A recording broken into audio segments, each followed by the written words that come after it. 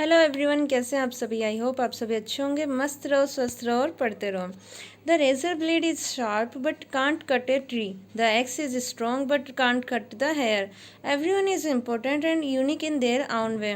Never underestimate yourself. हर किसी की अपनी एक जगह होती है, सब अपनी जगह परफेक्ट होते हैं, लेकिन अगर आप एक दूसरे को कंपेयर करते हो, दूसरों की सक्सेस से अपने आप को कंपेयर करते हो कि हाँ उन्हें तो कम टाइम में इतनी मेहनत में इतनी बड़ी जगह मिल गई और हम लोग अभी तक यहाँ पर हैं, तो आप हमेशा अपने आप को डीमोटिवेट करोगे। याद रखो, सबका अपना एक टाइम होता है।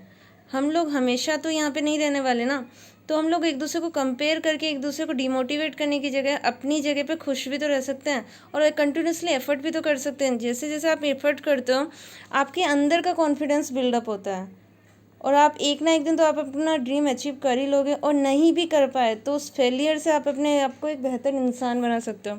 आज की वीडियो में हम लोग मैकेनिकल इंजीनियरिंग से रिलेटेड प्रीवियस ईयर क्वेश्चंस देखने वाले हैं। फर्स्ट क्वेश्चन है, in the rolling process roll separating force can be decrease by. आपने मैन्युफैक्चरिंग में पढ़ा होगा रोलिंग प्रोसेस के बारे में। उसमें होता क्या था कि दो रोल्स व्हील होते थे, उसके बीच में से हम लोग क्या कहते हैं मटेरियल को पास करते थे। अब जब मटेरियल उसके बीच में से पास होगा तो ऑब्वियस सी बात है उसकी जो थिकनेस है वो रिड्यूस हो जाएगी। क्वेश्चन में आपसे पूछा गया है कि रोल सेपरेटिंग फोर्स को डिक्रीज करने के लिए क्या करना है, तो करेक्ट ऑप्शन हो जाएगा option number A, reducing the roll diameter. Question number second, to lock the lathe carriage and the lead screw for thread cutting operation the mechanism used is.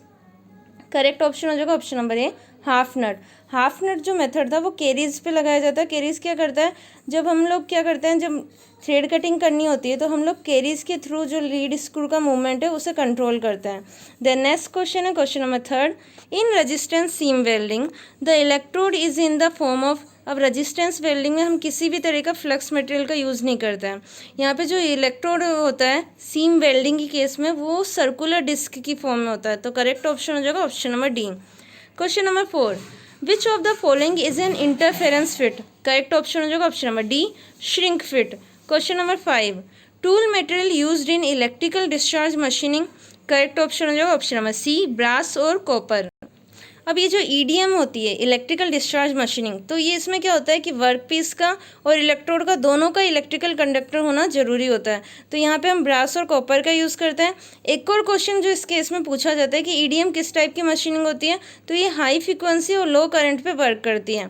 The next question question number six, work hardening in ductile material increase its. Correct option हो जाएगा option number D, strength. Question number seven, screw dislocation in a material is a defect. Correct option हो जाएगा option number ए, line. आपने line defect में screw and as dislocation दोनों के नाम सुने होंगे। स्क्रू डिसलोकेशन के केस में क्या होता है, जो वर्जर वेक्टर है वो पैरेलल होता है डिसलोकेशन लाइन के, और एज डिसलोकेशन क्या हो जाएगा, वो परपेंडिकुलर हो जाएगा। द नेक्स्ट क्वेश्चन है question number eight, how many space lattice does Bravais lattice crystal is. Correct option हो जाएगा ऑप्शन नंबर सी, 14। अब जो ब्रेविस लेटिस क्रिस्टल है वो क्या करता है, क्यूबिक स्ट्रक्चर के टाइप्स को बताता है, जहाँ पे हमने 6 पैरामीटर लिए थे, ए बी सी, यानी उसके जो एज का लेंथ है और उनके बीच का जो एंगल अल्फा बीटा गामा। अब डिफरेंट डिफरेंट कंडीशन में इन्होंने क्रिस्टल स्ट्रक्चर को डिवाइड कर दिया था। The next question question number 9, in annealing operation of steel casting the cooling is done in. अब एनिलिंग जो ऑपरेशन है वो आपने पढ़ा होगा हीट ट्रीटमेंट प्रोसेस में। एनिलिंग में हम क्या करते हैं, मेटल को रिक्रिस्टलाइजेशन टेम्परेचर से अबव टेम्परेचर पर हीट करते हैं और देन उसकी फर्नेस कूलिंग की जाती है। करेक्ट ऑप्शन हो जाएगा ऑप्शन नंबर डी, फर्नेस। एक और क्वेश्चन जो बनता है कि नॉर्मलाइजिंग प्रोसेस ऑपरेशन में आप क्या करते हो, जो एयर कूलिंग की जाती है इसमें स्टील की। The next question question number 10, which of the following is given by SN curve for carbon steel. SN curve जो होता है वो कार्बन स्टील के केस में फटीग लिमिट को डिनोट करता है। करेक्ट ऑप्शन हो जाएगा option number D. The next question question number 11, the equivalent length of a column having both ends fixed is given by. Correct option number A, fixed. जब both and fix होते हैं उस case में जो equivalent length होती है वो होती है L/2। अगर बोथ एंड हिंज हो जाएंगे तो उस समय LE की वैल्यू L के इक्वल हो जाएगी। Then next question question number 12, A to a principal plane. Correct option हो जाएगा option number A, shear stress is 0।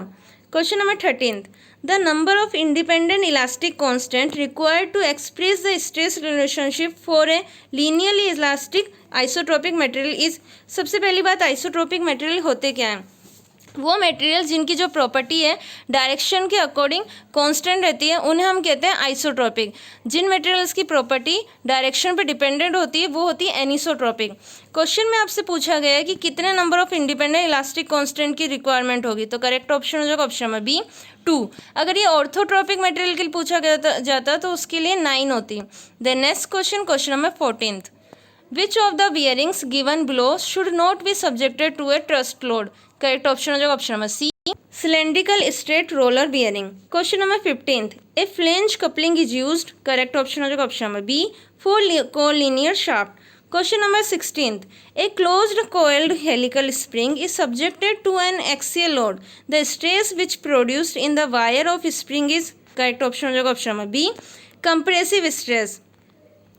The next question number 17th, in block brakes the ratio of shoe width and drum diameter is kept between correct option हो जाएगा option number B 0.25 to 0.5। Question number 18th, what is the expansion of PWHT in welding?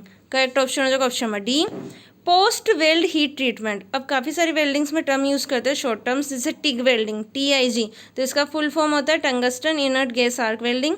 The next question है question number 19th, The process of maintaining the speed of its steam turbine constant for various load condition is known as। ये इसका answer तो आप सबको पता होगा, correct option हो जाएगा ऑप्शन नंबर ए गवर्निंग। टरबाइन की केस में हम 2 टाइप की गवर्निंग यूज़ करते हैं, पहली तो होती है नोजल गवर्निंग एंड सेकंड होती है throttle governing. The next question number 20, the